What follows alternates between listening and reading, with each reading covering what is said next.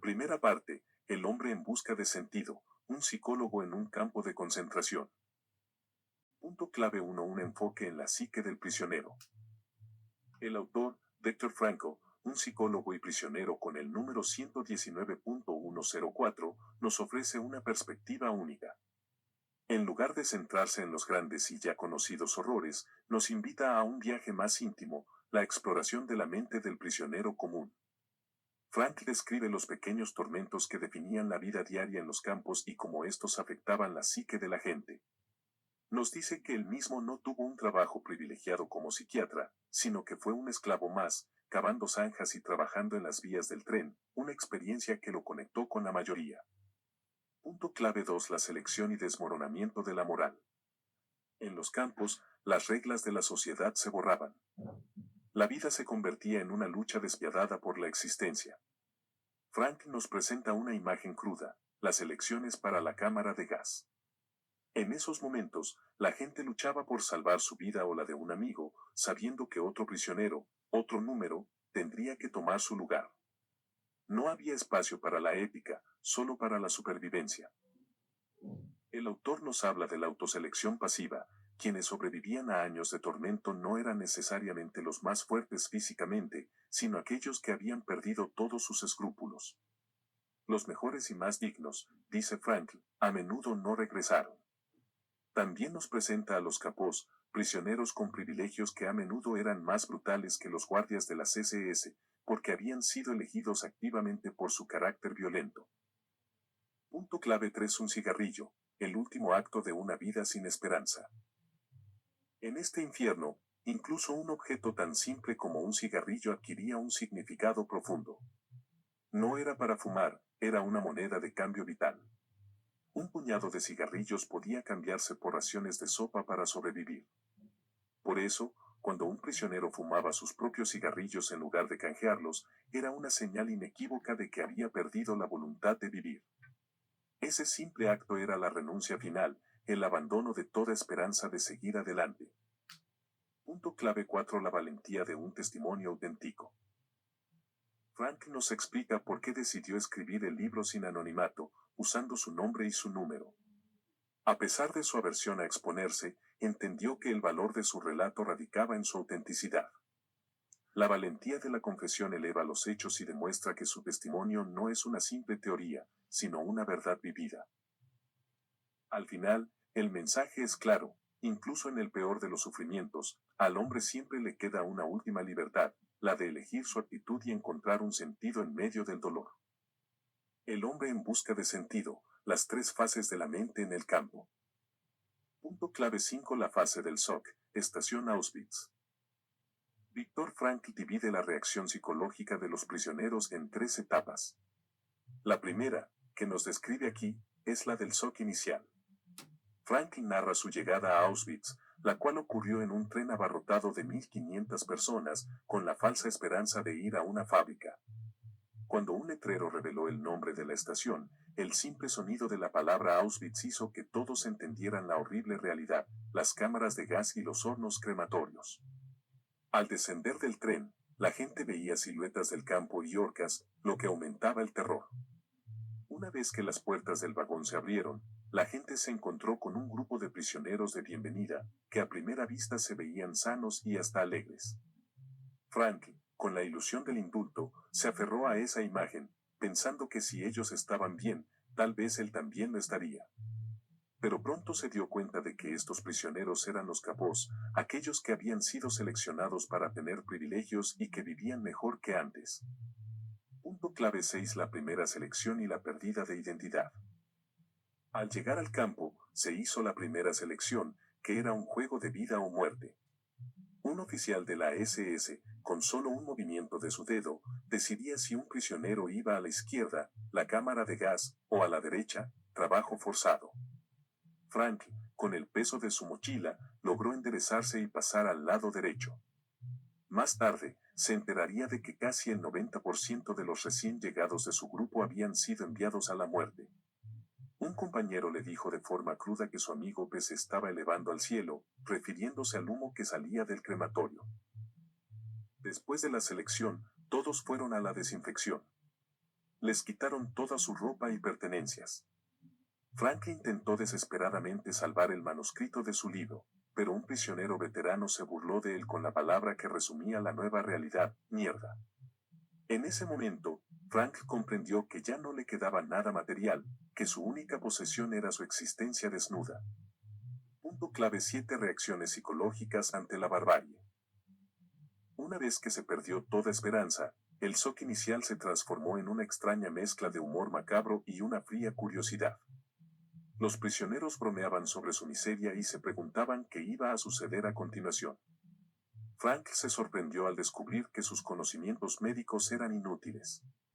Los prisioneros, que dormían apelotonados y sin cepillarse los dientes, no se enfermaban. Se dio cuenta de que la frase de Dostoyevsky "el hombre es un ser que puede ser utilizado para cualquier cosa" era cierta, pero a un costo inmenso. Por último, Frank aborda el tema del suicidio. Nos explica que en esa fase inicial, la muerte no era el mayor miedo, porque el suicidio, o lanzarse contra la alambrada, parecía una opción sin sentido. La muerte en la cámara de gas era casi un alivio, ya que le ahorraba al prisionero la difícil decisión de quitarse la vida.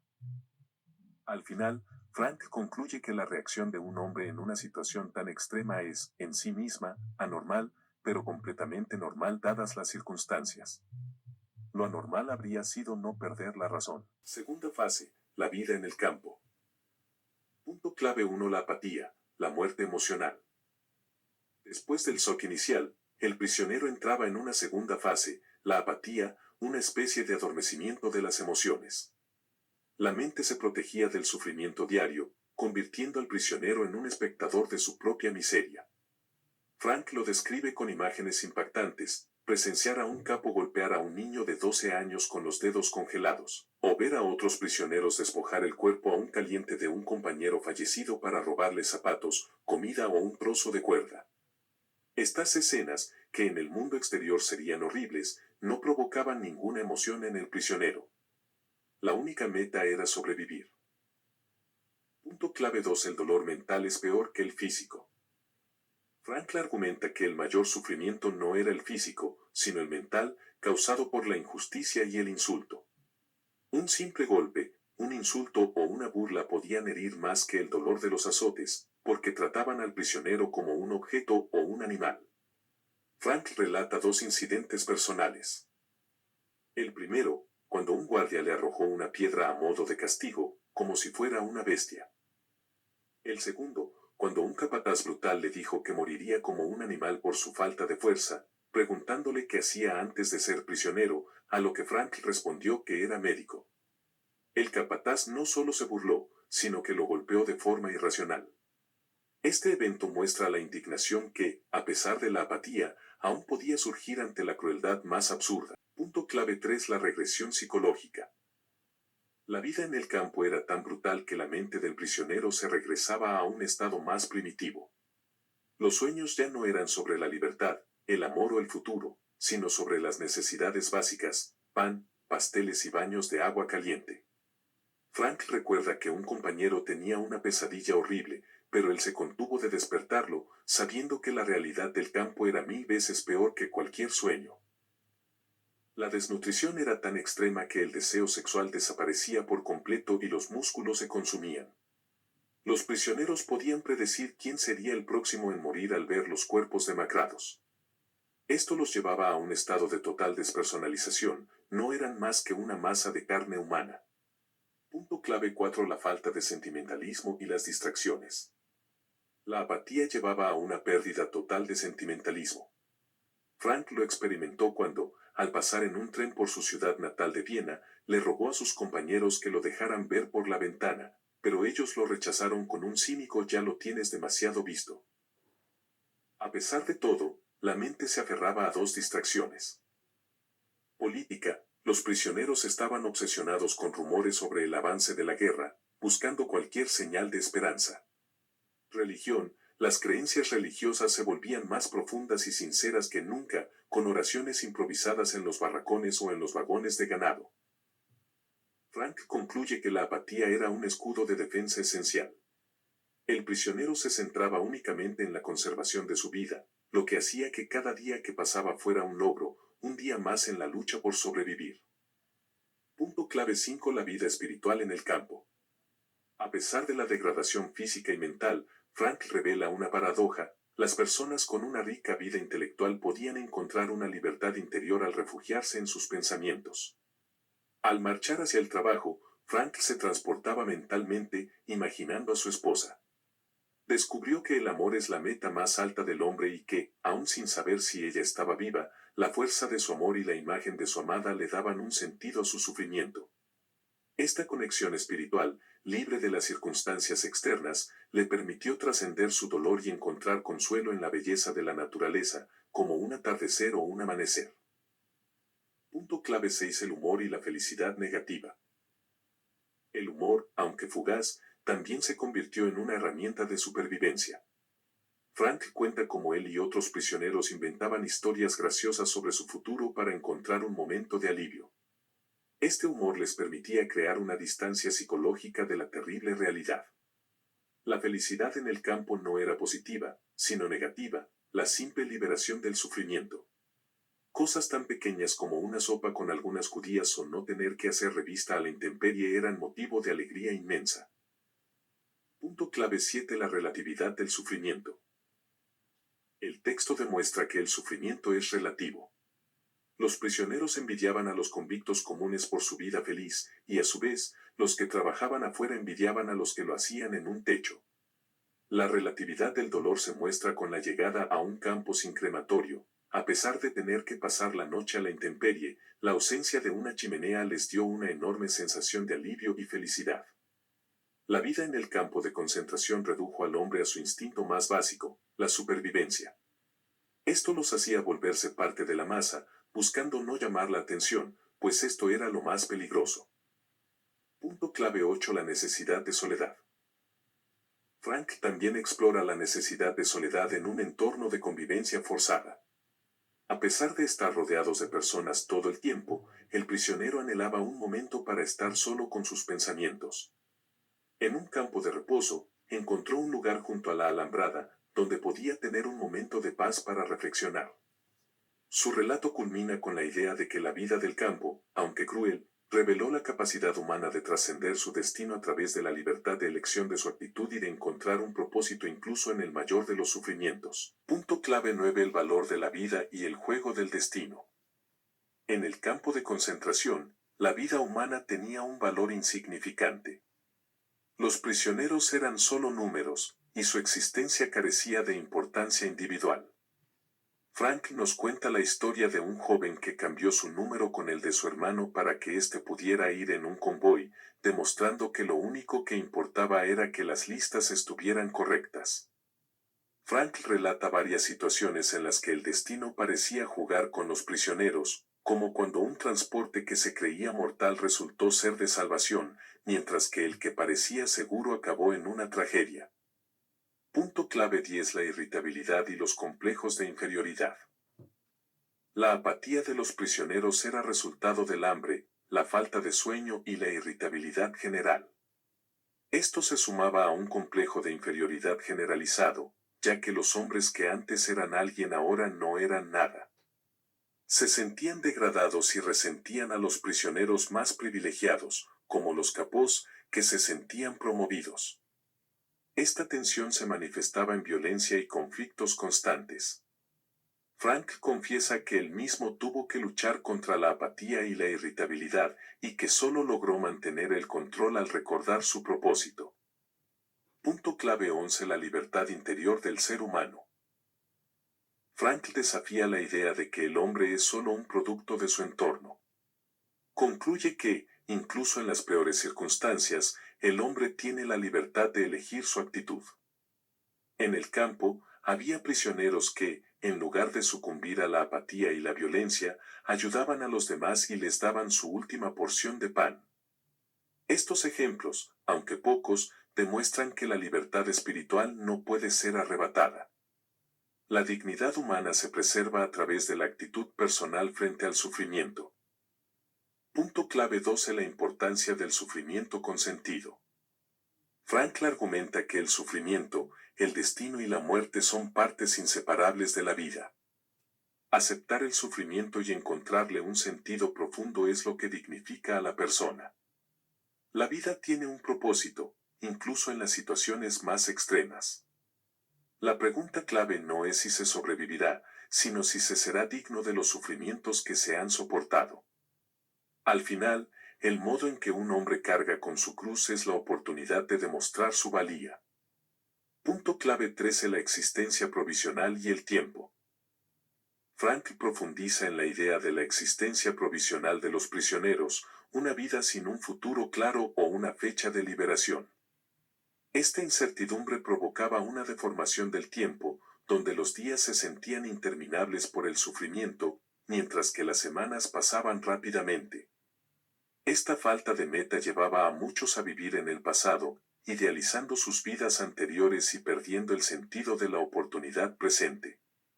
Frankl advierte que esta evasión de la realidad impedía que los prisioneros encontraran significado incluso en las dificultades del campo. Punto clave 14. El poder del pensamiento, la voluntad de vivir. Para combatir la apatía, Frankl utilizó la psicoterapia. Se obligaba a sí mismo a pensar en su futuro, como dar conferencias sobre sus experiencias en el campo, para distanciarse de su sufrimiento actual. Citando a Spinoza, explica que el dolor deja de ser sufrimiento en cuanto se le da un significado. El prisionero que perdía la fe en su futuro, estaba condenado. Frank lo demostró con un amigo que murió el día que una profecía de su sueño no se cumplió, demostrando que la pérdida de esperanza debilitó su cuerpo y lo hizo vulnerable a la enfermedad. Punto clave 15. Un sentido a la vida y al sufrimiento. Frank subraya que la pregunta no es qué podemos esperar de la vida, sino que espera la vida de nosotros.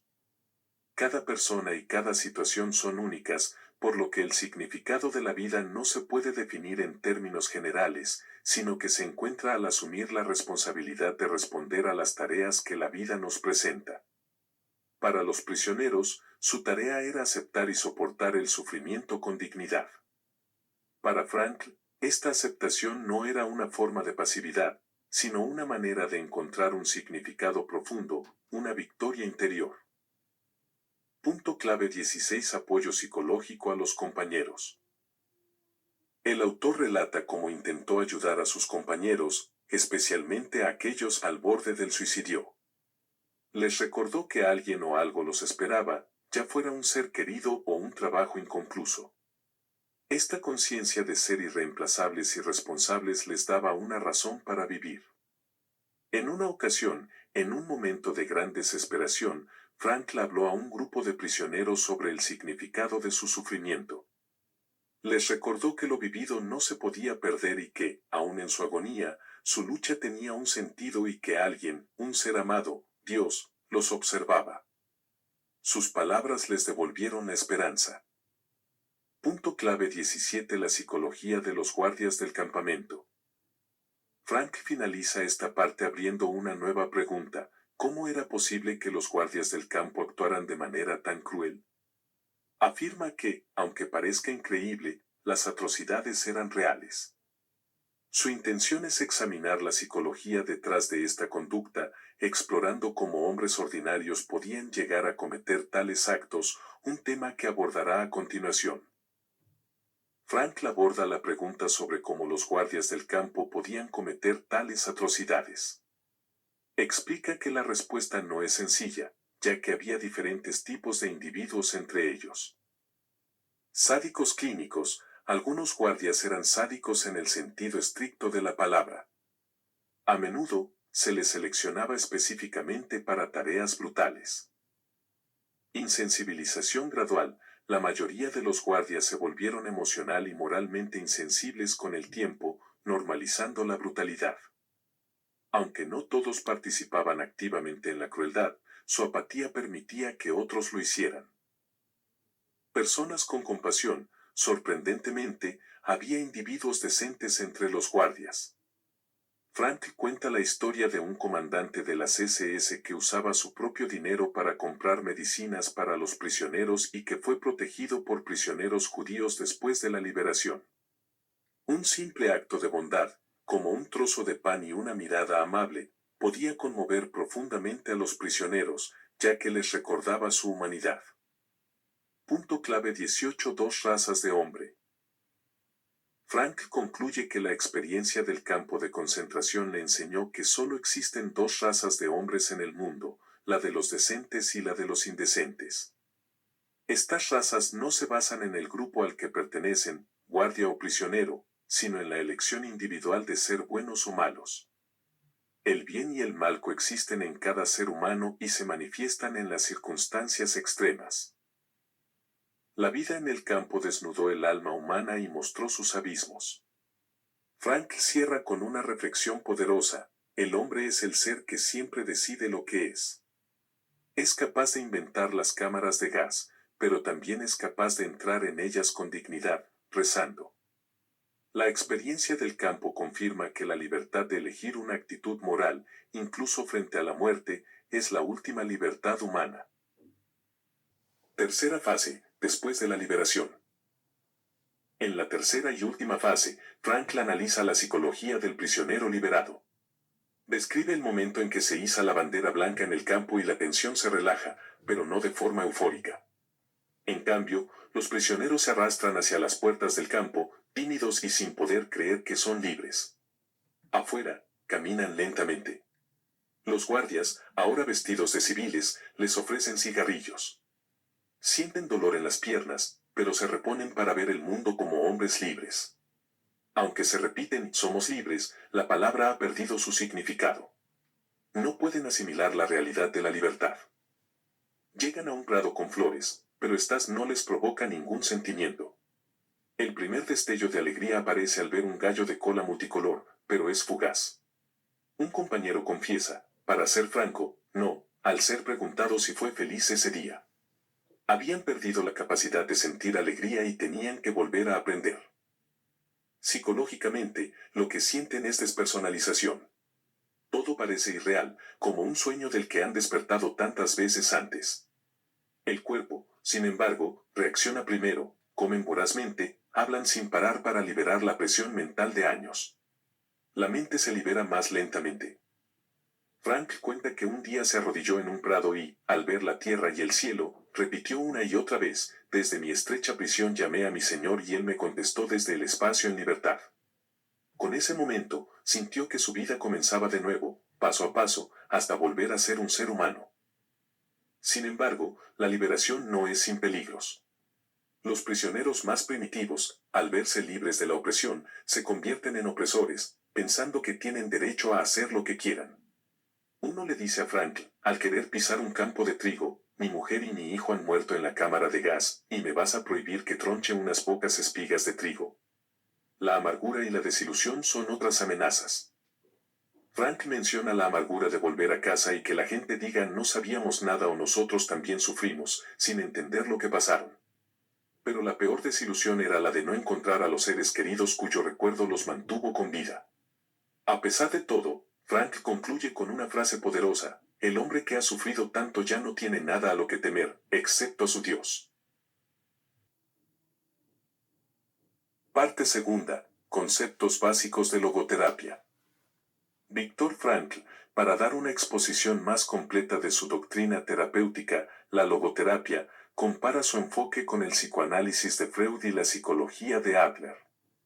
En un tono festivo, define el psicoanálisis como aquel donde el paciente se tiende en un diván y dice cosas desagradables, mientras que en la logoterapia, el paciente está sentado y tiene que oír cosas que, a veces, son muy desagradables de escuchar.